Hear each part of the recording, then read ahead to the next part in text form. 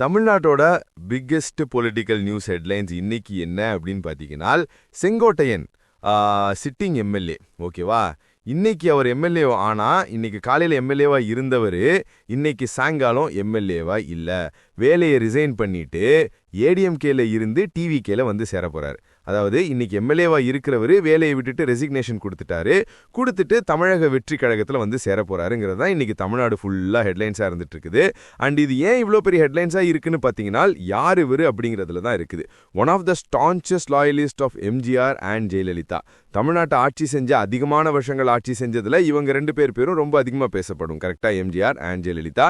கலைஞருக்கு அடுத்து எனக்கு தெரிஞ்சவங்க ரெண்டு பேர் தான். கரெக்டா? ஸோ அவங்க ரெண்டு பேருக்கும் பயங்கர லாயலாக இருந்தவர் இன்னைக்கு ஏடிஎம்கேவை விட்டுட்டு டிவிகேக்கு வராருங்கிறதுனால தான் இது இவ்வளோ பெரிய டாக்காக இருந்துட்டு இருக்குது. இன்னைக்கு வீடியோவில் யார் இவருக்கு ஏன் இவ்வளோ ஹைப் கொடுக்கப்பட்டிருக்குங்கிறத நான் ரொம்ப டீட்டெயிலாக சொல்ல போகிறேன். ஆக்சுவலாக இவர் யார் பக்கம் போறாரோ அவங்க வந்து ஹிஸ்டாரிக்கலாக ஜெயிச்சிருக்கிறாங்க. டஸ்னிங்கின் இப்போ ஜெயிச்சிருவாங்க, யார் ஜெயிப்பாங்க அதெல்லாம் நான் சொல்லலை. பட் ஹிஸ்டாரிக்கலாக இவர் யாரை சூஸ் பண்ணுறாருங்கிறது ஒரு வேவை வந்து இது வரைக்கும் காமிச்சிருக்குது. ஓகேவா?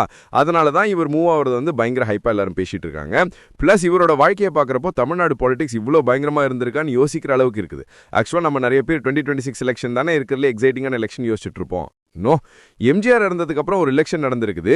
அந்த எலெக்ஷனை விட ஒரு எக்ஸைட்டிங்கான எலெக்ஷன் இருந்திருக்கவே முடியாது. அதுலேயுமே இவர் வந்து கரெக்டாக யார் ஜெயிப்பாங்களோ அவங்களே சூஸ் பண்ணி வந்துட்டு இருந்தவராக இருக்கிறாரு. இப்போ டிவிகேவை சூஸ் பண்ணியிருக்கிறாரு.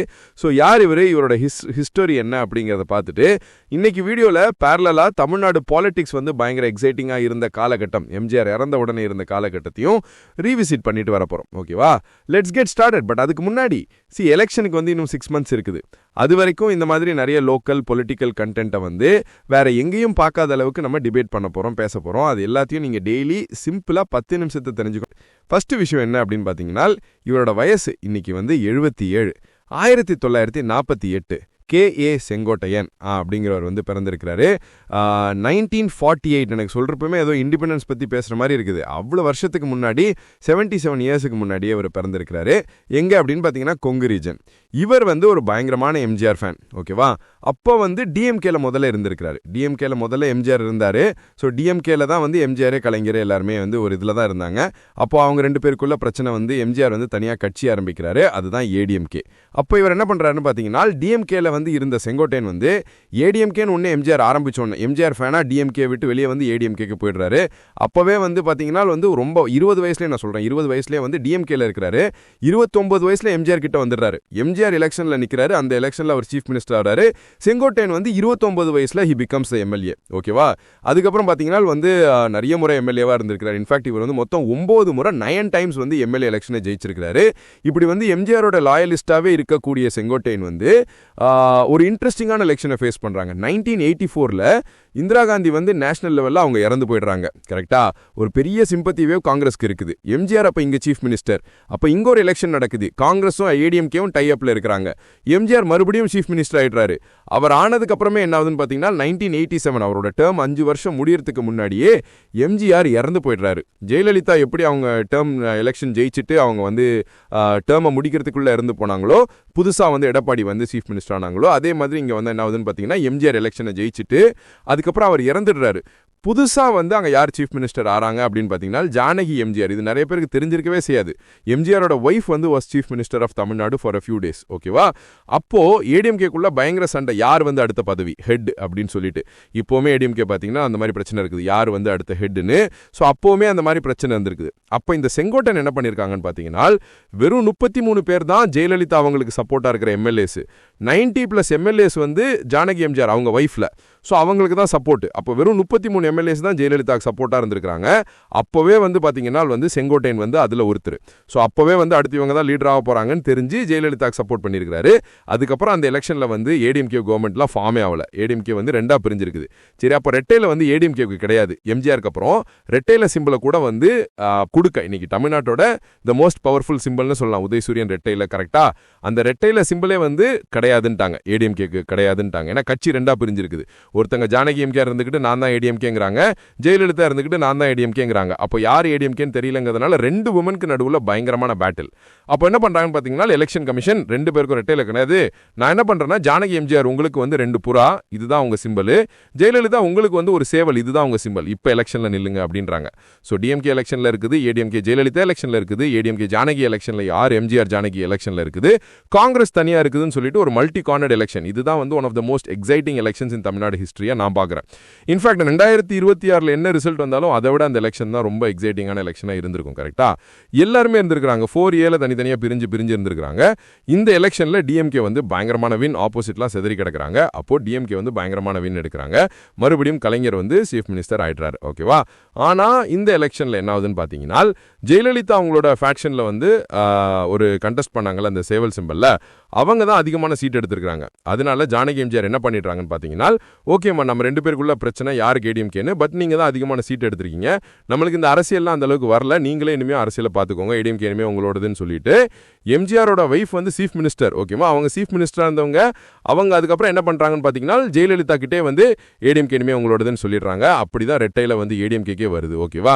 இதுக்கு நடுவில் பாத்தீங்கன்னா 1 இயர் வந்து தமிழ்நாட்டில் பிரசிடென்ட் ரூலா இருந்திருக்குது. அது ஒரு பெரிய கதையா போயிட்டு இருக்குது, யார் வந்து அடுத்த பதவி ஹெட் அப்படின்னு சொல்லிட்டு. இதுக்கெல்லாம் நடுவில் தான் வந்து ஏடிஎம்கே கிட்ட வந்து ரெட்டையில வருது.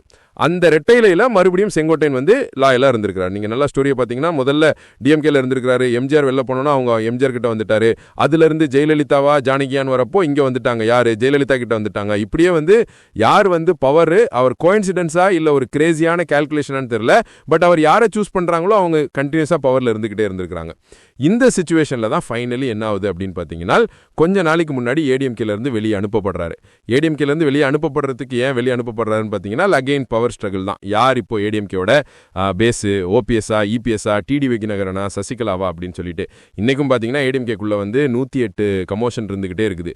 இந்த செங்கோட்டையன் என்ன பண்றாங்கன்னு பாத்தீங்கன்னா, நாளைக்கு மோஸ்ட் லைக்லி காலையில வந்து தமிழக வெற்றி கழகத்தில் சேர போறாங்க அப்படிங்கிறது தான் லேட்டஸ்ட் நியூஸ். 77 இயர்ஸ், அதுல வந்து 20 வயசுல இருந்தே அரசியல், இத்தனை வருஷம் லாங் 60 இயர்ஸ் ஆஃப் பாலிடிக்ஸ், இப்படி இருக்கக்கூடிய செங்கோட்டையன் வந்து இன்னைக்கு தமிழக வெற்றி கழகத்தில் விஜயண்ணா கூட சேர்றதுனால தான் இது நிறைய கான்வர்சேஷனை கிரியேட் பண்ணிட்டு இருக்குது. இஸ் திஸ் மீனிங் சம்திங் அப்படின்னு கூட நிறைய பேர் கேட்டுட்டு இருக்காங்க. பட் எனக்கு இது எக்ஸைட்டிங்கா இருக்குதுன்னு பாத்தீங்கன்னா, ஏடிஎம்கேங்கிற ஒரு பார்ட்டியோட எவல்யூஷன் தான் வந்து நான் இங்க செங்கோட்டையன் அவங்களோட ஹிஸ்டரியை பார்க்குறப்போ நான் தெரிஞ்சுக்கிறேன். யோசிச்சு பாருங்களா, ஒரு பார்ட்டி வந்து தன்னை மறுபடியும் ரீஇன்வென்ட் பண்ணிக்கிட்டே இருக்குதுல்ல, அது ஒரு ரொம்ப டெமோக்ராட்டிக்கா நான் பார்க்குறேன். ஆக்சுவலா நீங்க டிஎம்கேல பாத்தீங்கன்னா வந்து இட்ஸ் ஸ்ட்ரக்சர்ட் ஒரு மீட்டர், நீங்க அதே மாதிரி வந்து பாத்தீங்கன்னா நிறைய பார்ட்டிஸ் இந்தியா ஃபுல்லாவே பாத்தீங்கன்னா சில ஸ்ட்ரக்சர் கூட இருப்பாங்க, இவங்க தான் அடுத்துன்னு ஊருக்கே தெரியும். பட் ஏடிஎம்கே பாருங்களா, ஒவ்வொரு டைம் அந்த பார்ட்டி காலி முடிஞ்சு அப்படின்னு நினைக்கிறப்ப மறுபடியும் புதுசா ஒரு ஆள் வராரு, அந்த பார்ட்டியை உருவாக்குறாரு, கொண்டு போறாரு, அப்புறம் காலிங்கிறாங்க மறுபடியும். இப்படிதான் 76 இருந்ததுக்கு அப்புறம் நடந்திருக்குது. ஜெயலலிதா அவங்க ஜானகி வந்து பவர்ல இருக்கிறப்போ ஜெயலலிதா வந்து ஒரு புரட்சி பண்றாங்க. ஜெயலலிதா அவங்க இறந்ததுக்கு அப்புறம் மறுபடியும் இபிஎஸ் ஓபிஎஸ் டிடிவின்னு ஒரு ஃபைட் போயிட்டு இருக்குது. இந்த ஏடிஎம்கே வந்து எப்படி இவ்வளோ பிரச்சனையை தாண்டி இருந்துகிட்டே இருக்கிறாங்கிறது எனக்கு ரொம்ப ஆச்சரியமா இருக்குது. அது ஒரு பயங்கரமான ஒரு என்ன சொல்ல, ஒரு இன்ட்ரெஸ்டிங்கான டெமோக்ரஸி அந்த பார்ட்டிக்குள்ள இருக்குது. அது அடிபடின்னு பிடிச்சிக்கிறாங்க. ஆனா ஒரு லீடர் வராரு, அவர் வந்து ஒரு எலெக்ஷனை ஜெயிக்கிறாரு, இப்படியே போயிட்டு இருக்கலாம். எனக்கு செங்கோட்டையன் அவங்களோட ஹிஸ்டரியை பார்க்குறப்போ ஏடிஎம்கேயோட ஹிஸ்டரி வந்து அதை விட ரொம்ப இன்ட்ரெஸ்டிங்கா இருந்துச்சு. I thought an opportunity for us to discuss. Tamil Nadu ஹிஸ்டரியும் நம்ம பார்த்துட்டு இருப்போம். ஜானகி எம்ஜிஆர்னு ஒருத்தங்க சீஃப் மினிஸ்டரா இருந்தாங்கன்னு எத்தனை பேருக்கு தெரியும்? இதை பார்த்துட்டு இருக்கிற சில பேர் சொல்லுவாங்க இது கூட தெரியாதான்னு. இன்னைக்கு பிறந்தவங்க இங்க பார்த்துட்டு இருக்கிற நிறைய பேர் வந்து 2000க்கு அப்புறம் பிறந்தாங்கிறத நிறைய பேர் ரியலைஸ் பண்ண மாட்டேங்கிறாங்க. இப்படி பேசுற நிறைய பேர் உனக்கு இது கூட தெரியாதுன்னா அவங்களுக்கு 50 வருஷத்துக்கு முன்னாடி இருக்கிற வரலாறு இருக்கு இல்லைங்களா, அவங்களுக்கும் தெரியாது. சும்மா அவங்களுக்கு தெரிஞ்சதை மட்டும் தெரிஞ்சுக்கிட்டு அப்படியே ஊர்ல இருக்கிறவங்க ஒன்றும் தெரியாதமே நான் தான் அறிவாளின்னு நினைச்சுக்கலாம் இருக்கக்கூடாது. தெரியலனா சொல்லித்தரணும், இல்லைனா தெரிஞ்சுக்கணும், அவ்வளோதான் மேட்ரு. இன்னைக்கு நம்ம தெரிஞ்சுக்கிட்டதுன்னா ADMK is a crazy party. அந்த தலையை வெட்டினாலும் ராவணன் மாதிரி மறுபடியும் வந்தா ஒரு தலை வந்து இருந்துகிட்டே இருக்குது. அகைன் 2026 வந்து ஏடிஎம்கேக்கு ஒரு இன்ட்ரெஸ்டிங்கான எலெக்ஷன். இவர் இங்கே வந்திருக்கிறாருங்கிறது ஒரு இன்ட்ரெஸ்டிங்கான ஒரு மூவா இருந்தாலும் ஏடிஎம்கேக்கும் இது ஒரு இன்ட்ரெஸ்டிங்கான எலெக்ஷன். எம்ஜிஆர் ஜெயலலிதா அவங்களுக்கு அப்புறம் ஏடிஎம்கேல ஹெட்டா இருந்து யாரும் எலெக்ஷன் ஜெயிச்சது கிடையாது. இபிஎஸ் சிஎம்மா இருந்திருக்காங்க, ஓபிஎஸ் சிஎம்மா இருந்திருக்காங்க. பட் அதெல்லாம் இருந்த ஆட்சியை வந்து கண்டினியூ பண்ணிக்கிட்டாங்க, ஹெட்டா இருந்து ஜெயிச்சது இல்லை. இந்த முறை இப்போ இபிஎஸ் தான் ஹெட்டா இருக்கிறாங்க. அவங்களால ஒரு சிஎம் ஆக முடியுமா அப்படிங்கிற ஒரு கேள்வி வந்து ஏடிஎம்கேல இருக்கிற எல்லாருக்கும் இருக்கும். கரெக்டா? ஸோ இப்போ அவங்க தான் இந்த என்டிஏ அலையன்ஸை ஹெட் பண்ணிட்டு இருக்காங்க. அது ஒரு இன்ட்ரெஸ்டிங்கான ஒரு சிச்சுவேஷன்ல இருக்கிறப்ப தான் செங்கோட்டையன் வந்து அவரை விட்டுட்டு இப்போ எங்க வந்திருக்காங்க, டிவிக்கே விஜயண்ணா கிட்ட வந்திருக்காங்க. ஸோ இதுதான் இப்போ தமிழ்நாடு பாலிடிக்ஸ்ல ஹெட்லைன்ஸ் மேக் பண்ணி எல்லாரும் பரபரப்பா பேசிட்டு இருக்கிறதுக்கான காரணம். முடிஞ்ச அளவுக்கு ஒரு சிம்பிளான ஒரு ஸ்டோரி உங்ககிட்ட சொல்லியிருக்கிறேன்னு நினைக்கிறேன். பட் உங்ககிட்ட ஒரு கொஸ்டின் இருக்குது. இப்போ செங்கோட்டையன் வந்து இந்த மாதிரி ஒரு சிச்சுவேஷன்ல அவங்க வந்து ஒரு 9 times MLA winner, sitting MLA of Gobichettipalayam வந்து ஏடிஎம்கே விட்டுட்டு டிவிக்கே வந்திருக்கிறாங்க. இது வந்து யாருக்கு அட்வான்டேஜ் நினைக்கிறீங்க? ஏடிஎம்கேவுக்கா, டிவிகேவுக்கா, இல்ல இந்த பிரச்சனையில இல்லாமல் வேடிக்கை பார்த்துட்டு இருக்க டிஎம்கேக்கா? இதில் யாருக்கு இப்போ செங்கோட்டையன் அவர்கள் வந்து ஆஃப்டர் டிகேட்ஸ் ஆஃப் பாலிடிக்ஸ் இன் ஏடிஎம்கே விட்டுட்டு டிவிகே வந்ததுக்கு யாருக்கு அட்வான்டேஜ்னு நினைக்கிறீங்க? அகைன் நான் சொல்கிறேன், டிவிகேவுக்கா, ஏடிஎம்கேவுக்கா, இல்லை டிஎம்கேக்கா? உங்களோட ஒப்பீனியன் என்னங்கிறத கமெண்ட்டில் சொல்லுங்கள். 2026 எலெக்ஷன் நடக்கிறதுக்கு இன்னும் ஃபியூ மந்த்ஸ் தான் இருக்குது. உங்களோட ப்ரெடிக்ஷன் கரெக்டாக இல்லையான்னு இந்த கமெண்ட் செக்ஷனை பார்த்தா நீங்களே வந்து ரிட்டர்ன் வந்து ரீவிசிட் பண்ணுற மாதிரி இருக்கும். சொல்ல முடியாது, ஒரு 50 வருஷத்துக்கு அப்புறம் நீங்கள் ரேண்டமாக இந்த வீடியோ பார்க்குறப்போ பாரு நான் அப்போவே ப்ரெடிக்ட் பண்ணியிருக்கிறேன் அப்படின்னு கூட நீங்கள் சொல்லலாம். யாருக்கு இது அட்வான்டேஜ்னு நினைக்கிறீங்கிறத கமெண்ட் செக்ஷனில் சொல்லுங்கள். நாளைக்கு நான் இன்னொரு வீடியோவில் பார்க்குறேன். இந்த மாதிரி வேறு ஏதாவது இன்ட்ரெஸ்டிங்கான விஷயம் நான் பேசணும் அப்படின்னு நினச்சிங்கன்னா கமெண்ட்டில் சொல்லுங்கள். உங்கள் ஃப்ரெண்ட்ஸ் யாராவது இந்த பாலிடிக்ஸ்லாம் ஃபாலோ பண்ணிட்டு இருக்காங்க அப்படின்னு நினச்சிங்கன்னா உங்ககிட்ட இந்த வீடியோவை ஷேர் பண்ணுங்கள். கண்டிப்பாக it will be super helpful. நாளைக்கு இன்னொரு வீடியோவில் பார்க்குறேன். Love you all. Take care. Bye by.